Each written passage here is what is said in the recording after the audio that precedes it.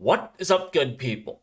Jungle Link here. Hope you're doing well. We're going to talk about the Lightning Network and did developers put an intentional backdoor to allow people to steal your funds? Because this has been making the rounds today, so we need to discuss that. And there is some truth to there's an issue there. We're going to talk about Brad and Chris. Did they sell out the XRP community by not demanding more before their case got dropped? I see people claiming that, so I want to take a look at it. And some odds and ends and different news we'll discuss. So let's get into it. The first one we see from LBRY. This got the most traction today. He says, breaking, one of the top Bitcoin devs recently discovered a massive security risk in the Lightning Network. This is true. There is a security risk there. But this is where it gets silly. He says, he claims there's an intentional backdoor in the code that allows attackers to easily get full control of the network. Two problems with that. Number one, there are no backdoors. And number two, it's not easy. So what's going on? If you want to read about it in depth, I'll put it here. It's quite complicated.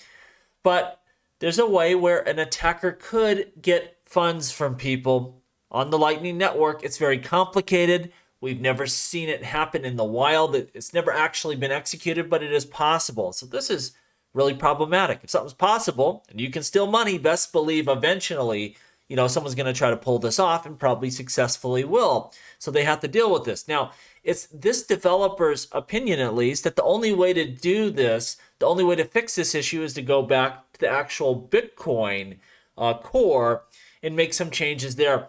And we all know the problem with changing Bitcoin. Right now, it runs on very simple hardware. I run a Bitcoin node myself here, and I do so because it can run on a Raspberry Pi. It's very cheap, very simple.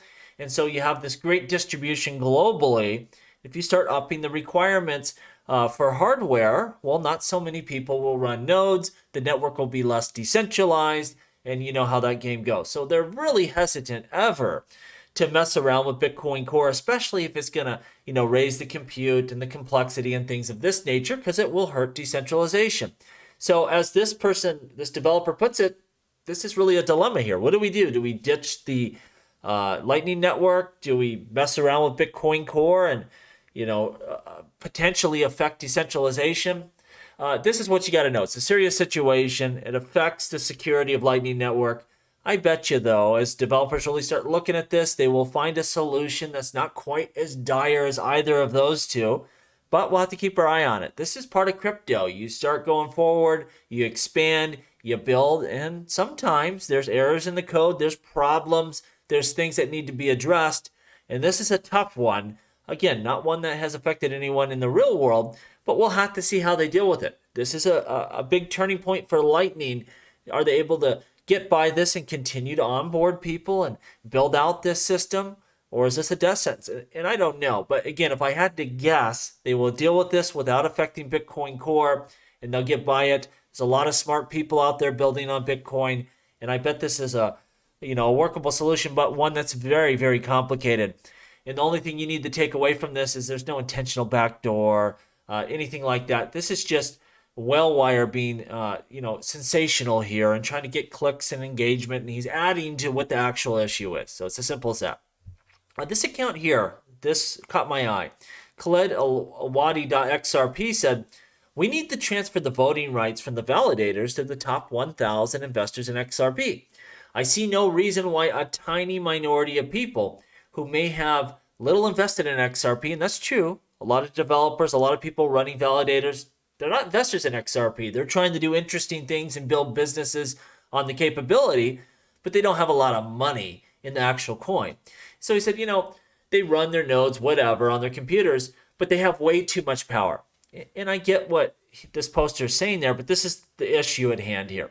Number one, when we look at things like AMM, that's up for debate right now, who really has the knowledge to work through this and figure out if this is good or not? Well, the developers, and that is people from Ripple, of course, and also the independent people out there. They can look at the numbers and understand what effect this will have on the network.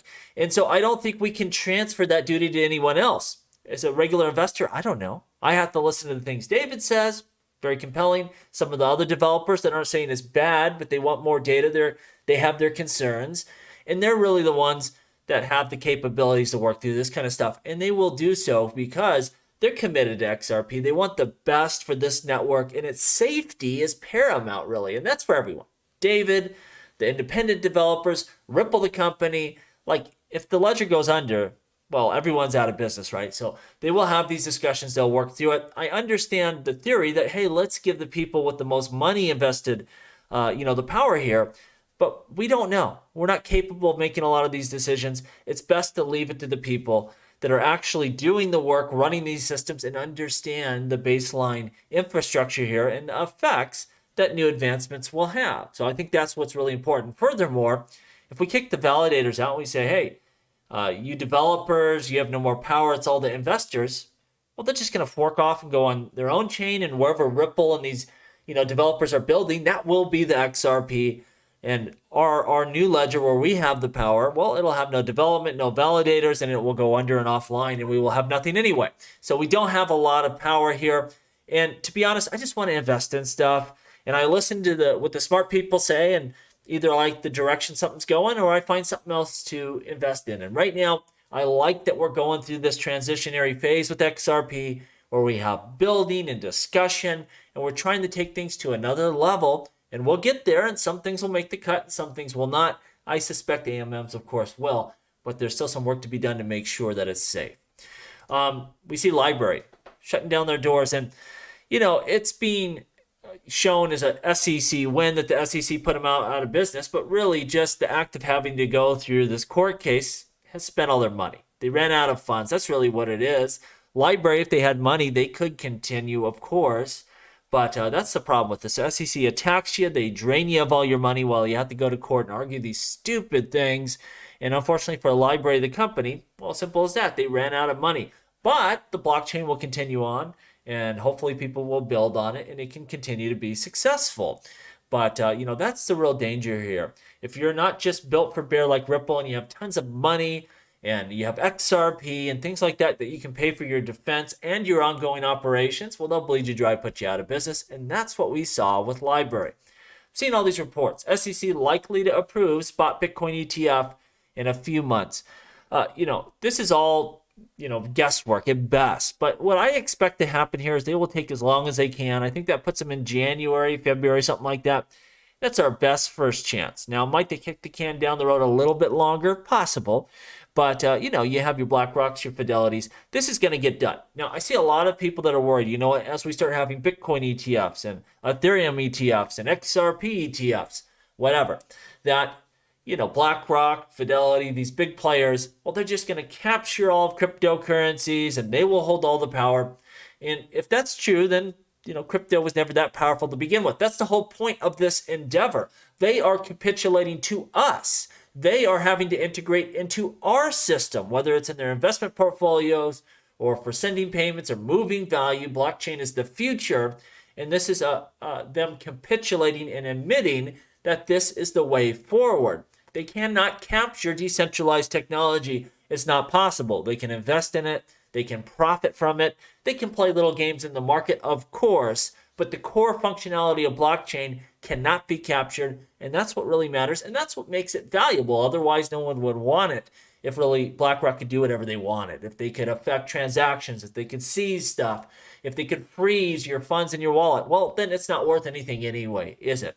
So I have no worry about traditional finance capturing this space. This is really them, bending the knee to us, admitting, what we've been saying all along, this is the future of finance and money. Well, it's coming to be true. And it's as simple as that. They will not stop us, and they cannot stop us. That's what's really important. Now, I want to talk about this a little bit. So we saw the SEC drop their charges against Brad and Chris. And again, this was personal charges against the executives. And instead of going to trial, the SEC dropped the case. They don't want to do it. And there's a lot of reasons for that. Again, they probably are going to lose. They're not going to look good. Bad things can come out on trial. And so a lot of people say, well, Ripple should have bargained more and said, you know what, you have to drop the rest of it or you have to settle on the rest of it. Well, it's not really a two-way thing here. I mean, the SEC just doesn't want to pursue suing Brad and Chris. There's no way for Brad and Chris to step in here and say, hey, no, please keep suing us. Like, that can only go a bad direction. No one would do that. That's not even realistic to expect. Hey, please sue me for hundreds of millions of dollars. No one's going to do that. You just have to look at this in parts and pieces And every part that drops off, or every Ripple victory, or every, crypto victory, that's a big thing. And while this one may not affect us directly, the judge in that case, or the jury for that matter, may have given us a really wacky decision that confused things and, made the clarity of Judge Torres's decision, not so clear anymore. So I think it's a good thing that this goes away. It takes some risk off the table of any weird, results here. And I don't think Brad and Chris could have bargained this. Again, this wasn't a settlement. This wasn't a discussion. The SEC has just decided, you know what? We don't want to sue them anymore. What are you going to do? And even if you could, no one is going to say, no, please sue us for hundreds of millions of dollars. You're going to let that go away. You're going to chalk that up as a win. And you're going to keep dealing with the little bit that's left here that's ongoing. If the SEC wants to go to appeals on that, well, hey, I don't think it's going to go any better for them. And it may go a lot worse if in that appeals they start combing through this and they say, you know what, those transactions were overseas. These were utility transactions. I think that those violations will actually come down in a big way. And the SEC will be worse for their time and effort. But, anytime you're leaving things up to a singular judge making a decision, there's risk there. Hopefully Ripple can close it out. But again, it's a two-way thing here. Is the SEC willing to settle here? Can they do so without affecting everything else they're trying to do? Only time will tell, but we're sitting from a position of power in the driver's seat, and the SEC doesn't have a lot of great options. I think that's what's most important. Let me know what you think down below, and as always, please like, please subscribe. The revolution will be televised right here on Jungle Link.